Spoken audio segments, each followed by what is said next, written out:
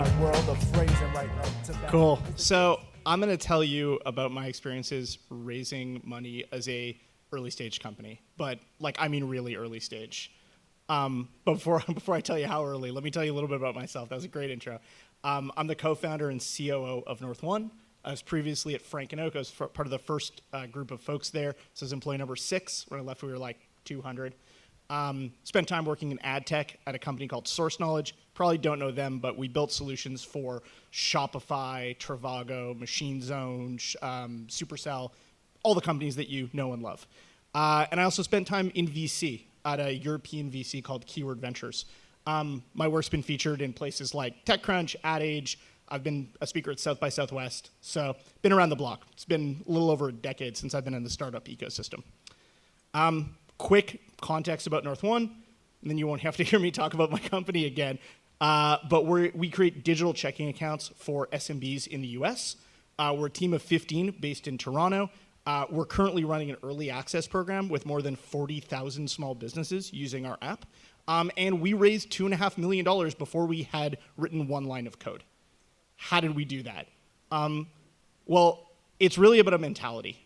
I think when you're fundraising, you can't think about an us versus them mentality. If you do that, you lose already. And the problem with it is that there's so much hype and there's so much competition in VCs and so much competition in startups that it really kind of makes the whole process muddy. What should be a straightforward enterprise sales process, I have something of value, you're a buyer, becomes just lost in the confusion, and the process becomes really confusing to folks. So let's talk about the key actors here. And it's really important to kind of identify these 3 folks. There's VC analysts, there's VC partners, and there's entrepreneurs like you guys. So VC analysts, these are going to be the first people that you talk to. They're sort of the first line of contact in the trenches every day. Now, what most folks don't understand is that you really have to read their job description to understand how they get value, right? Like, what are they looking for? Understand where they are in their career and how you can help them win, because they need to win. For them, there's something that you kind of have to realize when you're talking to these folks. They'll get really overly excited, and they might think, I found the next big thing, and they have to think this way, right? Because when you're talking to these folks, their whole career depends on finding that next big thing. But it also means that once they realize that you're not the right company for them, or you turn them down, you're just not going to get the same level of engagement. So don't take it personally when they stop answering your emails. I've had many of them stop answering mine. So the next folks you're going to talk to are VC partners. These guys also really want to do well, but you have to understand the economics of venture capital, right? For them, their whole day is spent getting coffee with folks like you. And they're doing it because they need to invest in optionality, right? They don't ever want to say no. And that's really the kind of, key understanding here, that implicit in their thing is they can't ever say no to you, right? Like they can't ever turn down a coffee because maybe you're going to be the next big thing. Maybe you'll pivot and suddenly you'll be in their band for what they want to invest in. But that can be really time consuming, right? Like every coffee you get with a VC is like time you can't be working on your own company. So be really kind of greedy with your own time. But also remember that these folks want to really demonstrate value to their own portfolio. We always think about VCs as people who are kind of in this really lordy, powerful position, but oftentimes they're under immense pressure from their portfolio companies to show that they add value to them. So maybe they're just taking a coffee with you to kind of learn more about your industry. So be careful of that. Be really greedy with your time. Now, for entrepreneurs, so everyone in this room probably, you don't just want to do well, you need to do well. You only get one shot per company, right? But because of that, optimism can blur cold hard facts. Your brain sort of interprets every maybe as a yes. Don't do that. If someone says maybe to you, it's a no. Stop talking to them.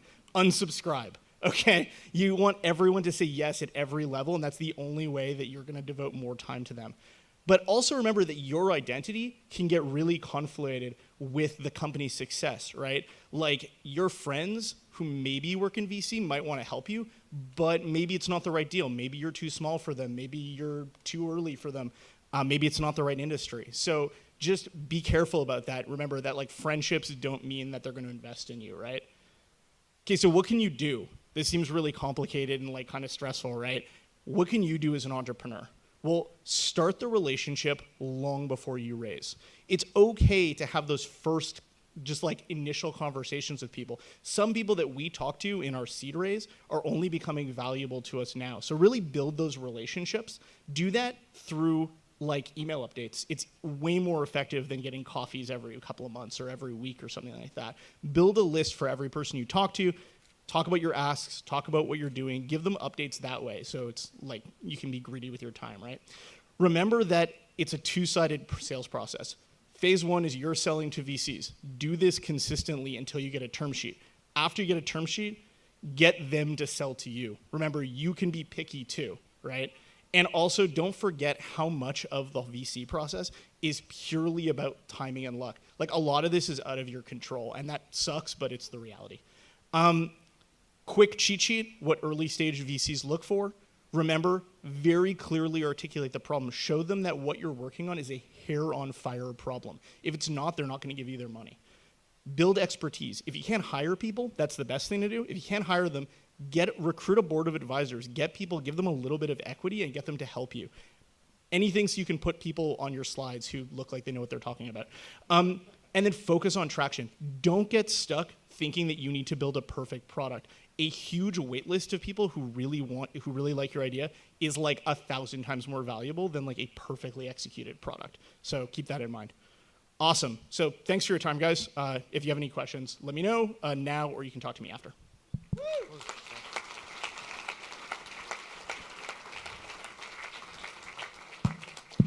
Questions? I'll throw in while we're waiting for the first one. When you start interviewing or choosing who you want to invest, what were you guys looking for? Sir, can you What did you want from your investors other than money? Yeah, sure. So, like, I think a lot of founders think of VCs like ATMs, but they're not. Like, especially at an early stage, an investor needs to be strategic. Every investor. They need to be able to show how they can connect you to, like, media sources, hiring, how they can help you find other smart people. Like, every person that invests in your company is literally becoming your business partner. It's really a marriage. So don't think of them just as ATMs. Hey, what's the one tactic that disproportionately influenced the $2.2 million raise you got? Building a huge wait list. We had 5,000 people who said that they wanted to use our product, or sorry, 5,000 businesses that said that they want to use our product before we had built it. And that was very impactful. Justin, what is the biggest red flag that you would have when you're rejecting VC money? Oh, that's such a good question. There's so many. Okay, here's like the 2-second things. I don't want to go over time. Go on their website. Every VC is a logo hunter. So they will post every logo of every company they invest in, but they also censor it. So if there's any that don't do so well or they have a falling out with, they'll retract that. But Google is your friend, and you can find out deals that they don't list on their website. Find those companies, talk to the CEOs or anyone on the C-suite, find out what happened there. That is like the best way to vet a VC. Hold on, there seems to be a story here. Give us more. Don't worry, we're not recording it. No one will know. I'm not going to get into details, but yeah, you'll definitely find a lot. You'll find out like a lot more that way, right? It's like if you're asking for references for a hire, don't let them give you the references. You can say like, let me talk to your boss at this company. One last question. Hi. So you went from clothing into banking. How did you figure out all the legality requirements and stuff like that to get into the banking industry? That's a great question. So I saw firsthand, it's a little bit of a long story, but I'll try to give the abridged version. I saw firsthand working in startups for like over a decade how just crappy it was for entrepreneurs, where they were really good at what they did. So they're a great software engineer, they're great at designing clothes, whatever. But they were not so good at the financial management of their business. And so I realized if you could help those folks through a better bank account, you could really make a difference and also build a cool company. So I found the smartest people I could find who knew everything about banking compliance and the legality of the banking industry. And I had coffee with them very frequently, almost every day for months and months and months until I learned everything that they could teach me. And now I'm an expert in it. Awesome. Thank you.